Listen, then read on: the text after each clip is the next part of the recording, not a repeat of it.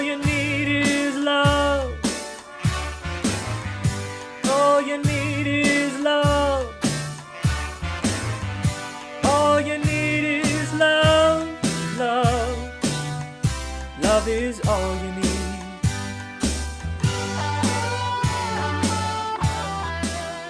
What's up, seniors? Welcome back to another lesson in Bible, looking at the book of Romans. And you might have guessed what our topic for today is: love.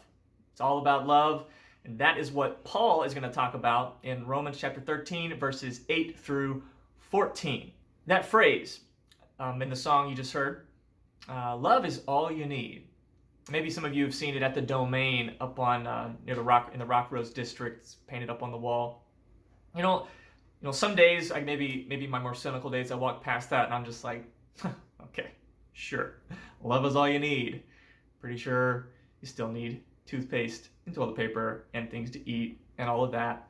But I think, where I sometimes disagree with Mr. John Lennon, Paul would agree.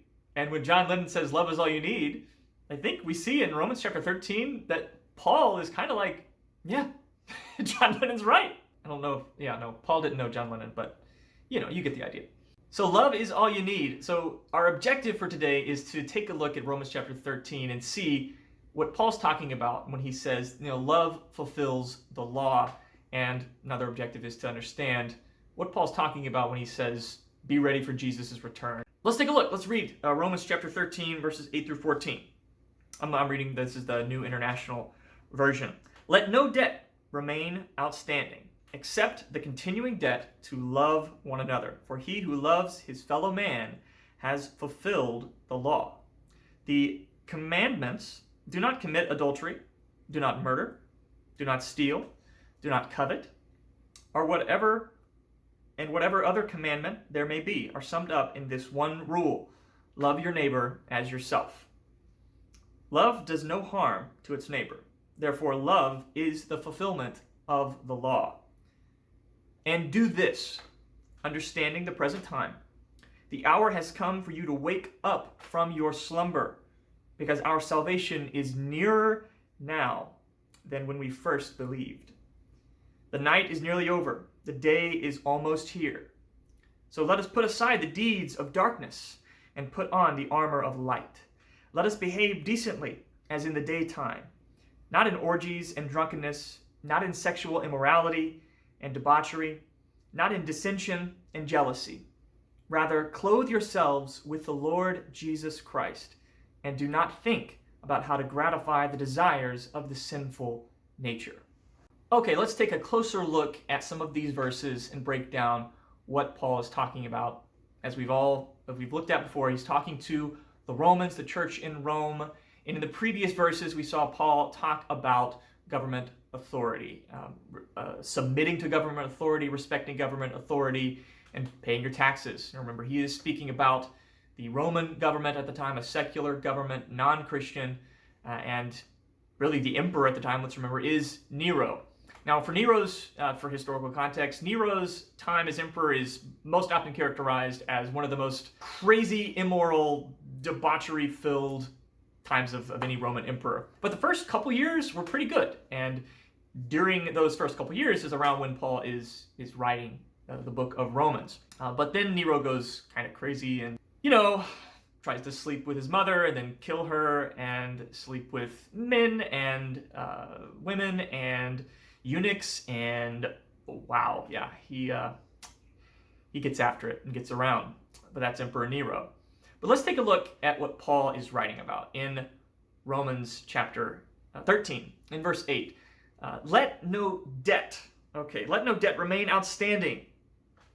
Okay, so debt is the thing that is incurred when you take out a loan or something. It's also possible he's again referring to what he was talking about just before this, taxes, right? So if you owe taxes, pay those taxes. If you have a debt to the state or to someone else, pay that. And I know for me, when I read this, I think about times when people have loaned me money or I've loaned other people money. And man, loaning someone money is complicated, and it can complicate relationships. And so my rule now on in my life is if someone needs money and I'm going to give it to them. It is a gift, and that is it. And I think that's befitting of what Paul says here. Let no debt remain outstanding except the continuing debt to love one another. So let no debt go outstanding could also apply not just to the debtor, but to the creditor as well. Okay? Don't leave a debt outstanding. If someone owes you money, just say, hey, happy birthday, Merry Christmas, Happy Tuesday. Who cares? It's a gift. Give willingly, especially within the Christian community. And at the end of verse 8, we see a phrase we'll see one more time in this section.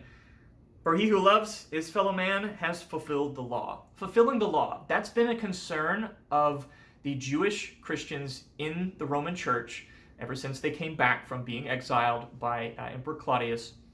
And Paul is still speaking to them and speaking to this reconciliation between the law-free Christians, law-free Gentile Christians, and the Jewish Christians who were still trying to uphold that Jewish tradition and Jewish law.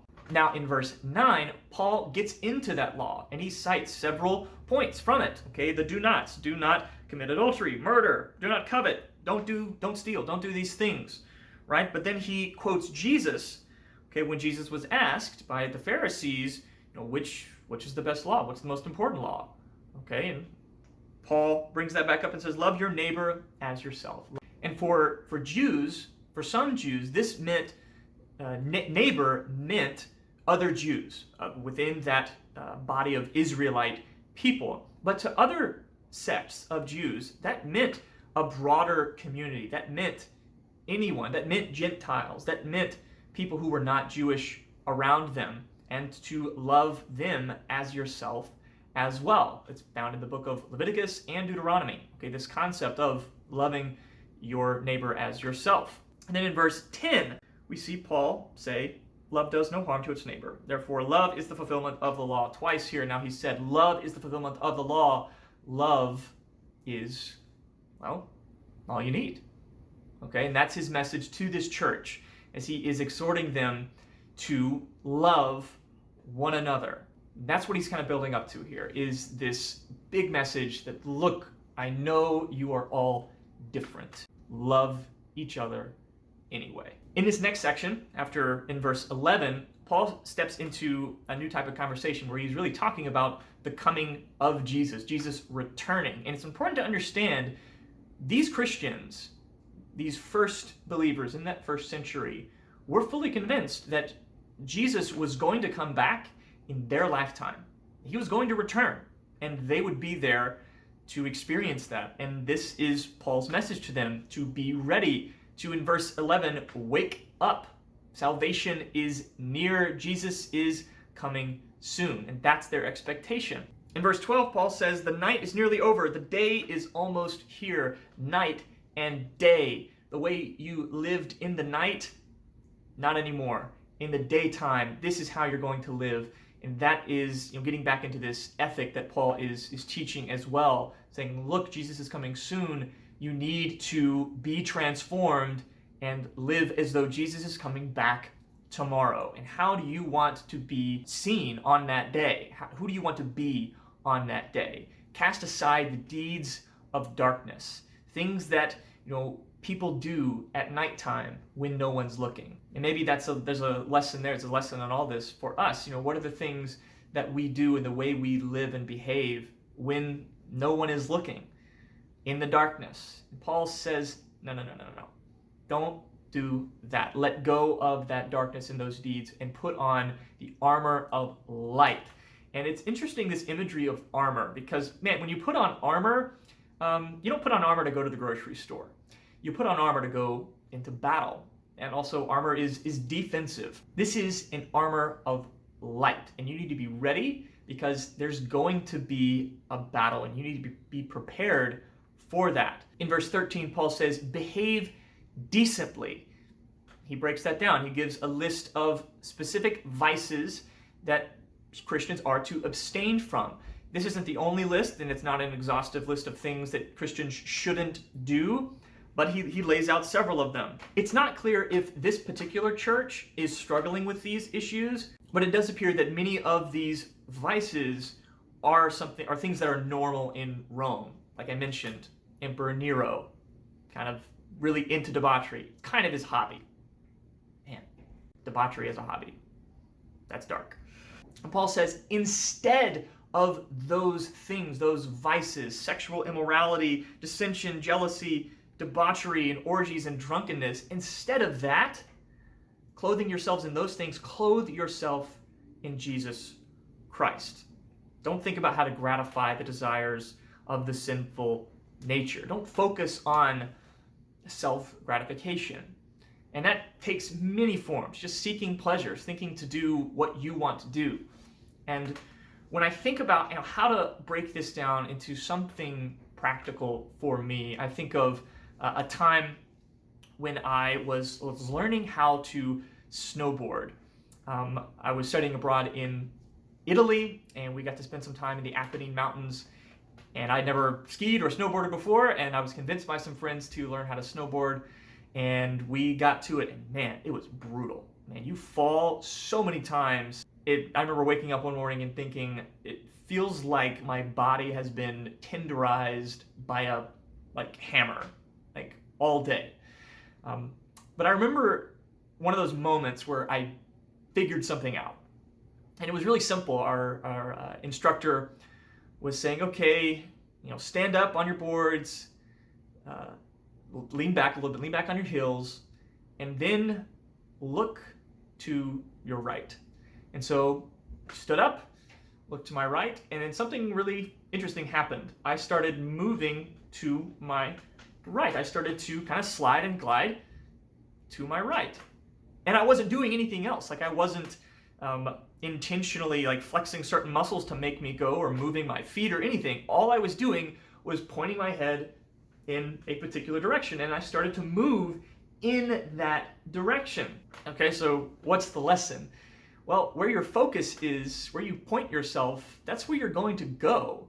I'm reminded of Andy Stanley's principle of the path. Direction, not intention, determines destination. When I pointed my face forward, I was not going to go where I wanted to go. Where my focus was, that was where I was headed. And in our daily lives, I think priorities are a good crossover example. What we prioritize, we will be moving toward that direction. If we prioritize ourselves and only do the things that we want and only do the things that satisfy our material desires, our physical desires, we're leaving other things behind.